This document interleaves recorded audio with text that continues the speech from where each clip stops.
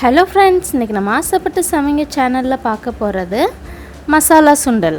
நான் இன்னைக்கு கொஞ்சம் நிறைய செய்றேன். அதனால நான் 1/2 கிலோ பட்டாணி எடுத்துர்க்கேன். இதுல சொல்ற அளவு எல்லாமே 1/2 கிலோ பட்டாணிக்கு தகுந்த அளவு தான். நீங்க 1/4 கிலோ போடிங்கனா எல்லாத்துலயும் பாதி பாதி சேர்த்துக்கங்க.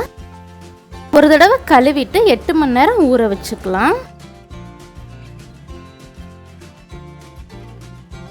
பாருங்க 8 மணி நேரம் ஊறின பட்டாணியை ஒரு தடவை கழுவிட்டு குக்கர்ல சேர்த்துட்டு 2 விசில் வச்சு எடுத்துக்கலாம். நான் நிறைய சேர்த்துறதுனால 2 விசில் எனக்கு போதும். நீங்க கம்மியா சேர்த்தீங்கன்னா கூட 2 விசில் வச்சுக்கோங்க. இது வந்து நல்லா வெந்திருக்கணும்.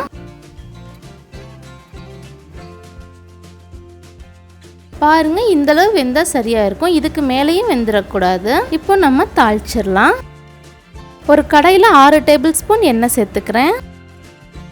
எண்ணெய் நல்லா சூடானதும் 2 பட்டை 2 ஏலக்காய் 2 கிராம்பு சேர்த்து வெடிக்க விட்டுக்கலாம். பட்டை ஏலக்காய் நல்லா வெடிச்சதும் 1 டீஸ்பூன் சோம்பு சேர்த்துக்கலாம்.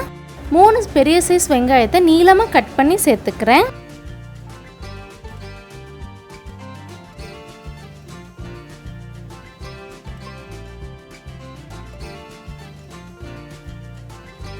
வெங்காயம் கொஞ்சம் வெந்ததும் உங்கள் காரத்துக்கு ஏற்ற மாதிரி பச்சை மிளகாய் சேர்த்துக்கங்க.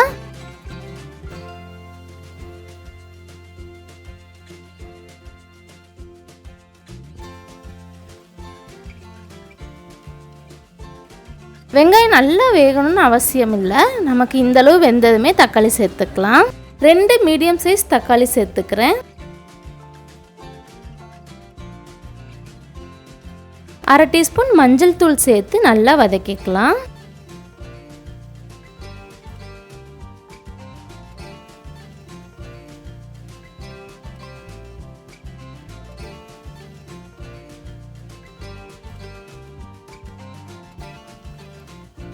உங்களுக்கு தேவையான அளவு உப்பு சேர்த்துக்கங்க.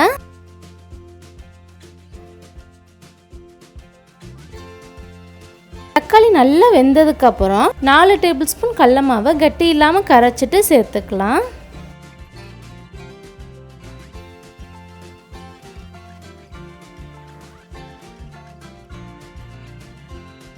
4 கப் தண்ணி சேர்த்துக்கிறேன். நல்லா கொதிச்சு வந்ததும் நம்ம பட்டாணி சேர்த்துக்கலாம்.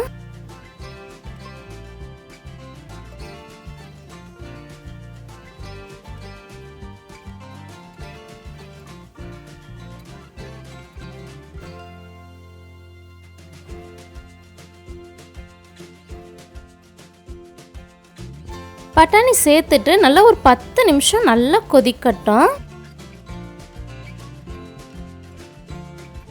நம்ம மசாலா நல்லா கொதிச்சதுக்கு அப்புறம் மல்லித்தலை சேர்த்து ஒரு தடவை கலந்துட்டு அடுப்பை ஆஃப் பண்ணிடலாம். அவ்வளோதான், நம்ம வண்டிக்கடை மசாலா ரெடி ஆயிடுச்சு. இது ஒரு தடவை வீட்டில் செஞ்சு பாருங்கள், ரொம்ப நல்லாயிருக்கும். இது கூட இட்லி மாவு போண்டா வடை இதெல்லாம் ஊற வச்சு சாப்பிட்டா ரொம்ப நல்லாயிருக்கும். ஒரு தடவை ட்ரை பண்ணி பாருங்கள். இந்த வீடியோ பிடிச்சிருந்தா இந்த வீடியோக்கு மறந்துடாமல் ஒரு லைக் பண்ணிடுங்க.